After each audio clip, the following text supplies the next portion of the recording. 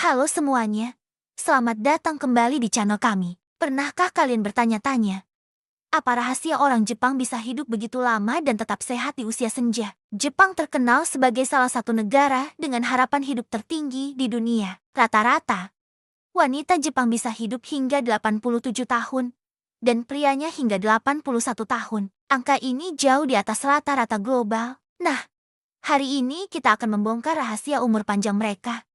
Khususnya pola hidup sehat yang diterapkan oleh orang-orang berusia 40 tahun ke atas di Jepang. Ini bukan cuma soal genetika, tapi tentang kebiasaan sehari-hari yang bisa kita semua tiru. Jadi, siapkan catatan kalian, karena kita akan belajar banyak hal menarik yang bisa mengubah hidup kita menjadi lebih sehat dan panjang umur. Apa sih yang pertama kali terlintas di benak kalian kalau mendengar kata makanan Jepang? Sushi? Ramen? Benar.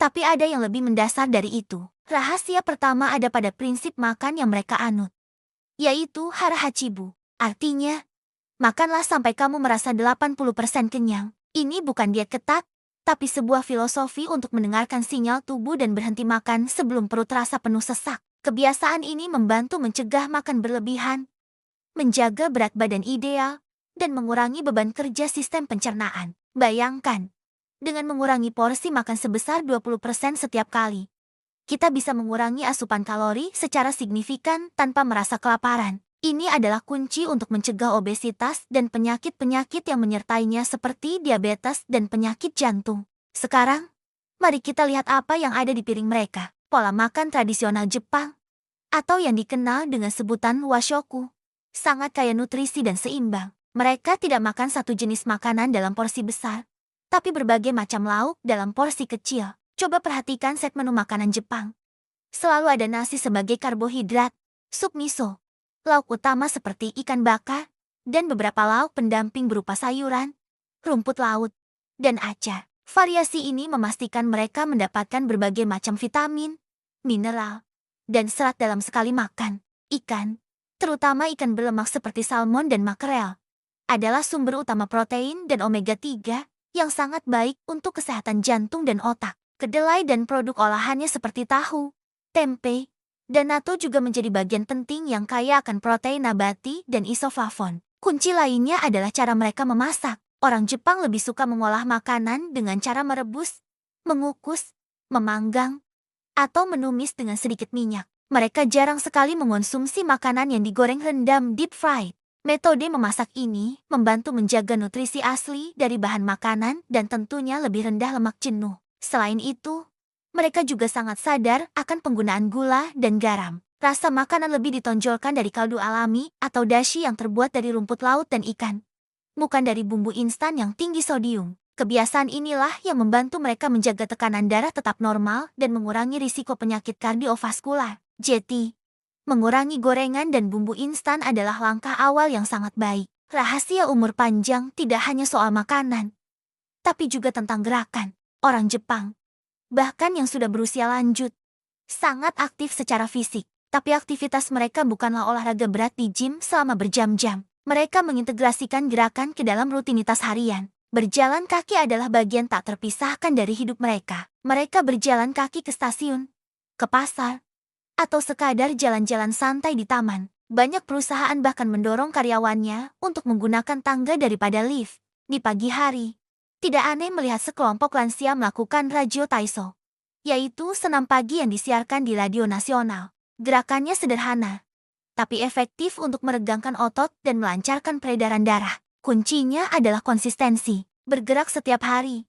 Meskipun hanya sebentar, jauh lebih baik daripada olahraga berat sekali seminggu. Selain aktivitas fisik umum, ada satu konsep menarik yang disebut Ikigai. Secara harfiah, Ikigai berarti alasan untuk hidup. Ini adalah titik pertemuan antara apa yang kamu cintai, apa yang kamu kuasai, apa yang dunia butuhkan, dan apa yang bisa memberimu penghasilan. Memiliki Ikigai berarti memiliki tujuan hidup yang membuatmu bersemangat untuk bangun setiap pagi. Bagi banyak orang Jepang berusia 40 ke atas, Ikigai mereka tidak selalu tentang pekerjaan. Bisa jadi itu adalah hobi seperti berkebun, melukis, menjadi sukarelawan di komunitas, atau mengurus cucu. Memiliki tujuan yang jelas memberikan kesehatan mental yang luar biasa, mengurangi stres, dan terbukti secara ilmiah dapat memperpanjang usia. Jeti, coba tanyakan pada diri sendiri.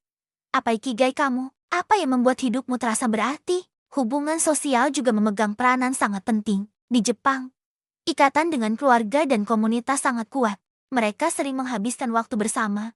Baik itu sekadar makan malam keluarga atau ikut serta dalam festival lokal. Klub-klub komunitas untuk para lansia sangat populer. Ada klub kaligrafi, klub merangkai bunga, atau sekadar klub minum teh. Interaksi sosial yang aktif ini membantu menjaga fungsi kognitif otak, mencegah rasa kesepian dan depresi yang seringkali menjadi masalah besar di usia tua. Merasa terhubung dan menjadi bagian dari sebuah kelompok memberikan rasa aman dan kebahagiaan. Jeti, jangan pernah meremehkan kekuatan dari secangkir kopi bersama teman atau telepon singkat dengan keluarga. Kebiasaan lain yang tak kalah penting adalah kedekatan mereka dengan alam. Konsep Shinrin-yoku atau mandi hutan adalah praktik berjalan santai di hutan dan menyerap suasananya dengan semua indera kita. Ini bukan sekadar jalan-jalan biasa. Tujuannya adalah untuk terkoneksi dengan alam. Penelitian menunjukkan bahwa Shinrin-yoku dapat menurunkan tekanan darah, mengurangi hormon stres kortisol, dan meningkatkan sistem kekebalan tubuh.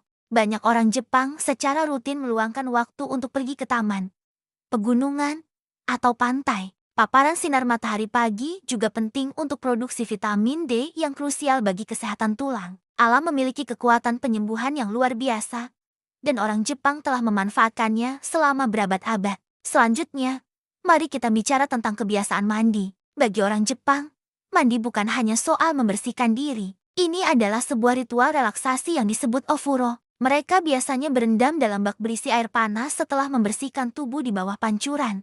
Berendam air panas membantu meredakan ketegangan otot, melancarkan sirkulasi darah, dan mempersiapkan tubuh untuk tidur nyenyak. Ritual ini adalah cara yang efektif untuk melepaskan stres setelah seharian bekerja. Kualitas tidur yang baik adalah fondasi dari kesehatan fisik dan mental, dan kebiasaan berendam ini sangat membantu mereka mendapatkannya. Jika tidak punya bak mandi, mandi air hangat dengan pancuran secara perlahan dan sadar juga bisa memberikan efek relaksasi yang serupa.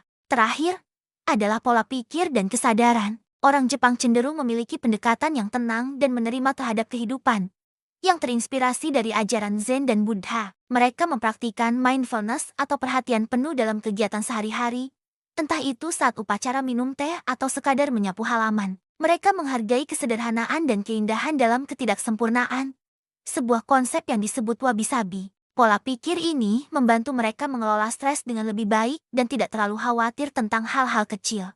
Mereka fokus pada saat ini dan bersyukur atas apa yang mereka miliki. Mengadopsi pola pikir yang lebih tenang dan menerima bisa mengurangi beban mental yang seringkali memicu berbagai masalah kesehatan. Jeti, kesimpulannya, rahasia umur panjang orang Jepang bukanlah satu formula ajaib, melainkan kombinasi dari banyak kebiasaan kecil yang dilakukan secara konsisten, mulai dari makan dengan sadar, memilih makanan yang seimbang, tetap aktif setiap hari, memiliki tujuan hidup, menjaga hubungan sosial, terhubung dengan alam, hingga memiliki ritual untuk relaksasi. Kabar baiknya adalah, semua kebiasaan ini bisa kita adaptasi ke dalam hidup kita, dimanapun kita berada. Tidak perlu berubah drastis dalam semalam. Mulailah dari satu hal kecil.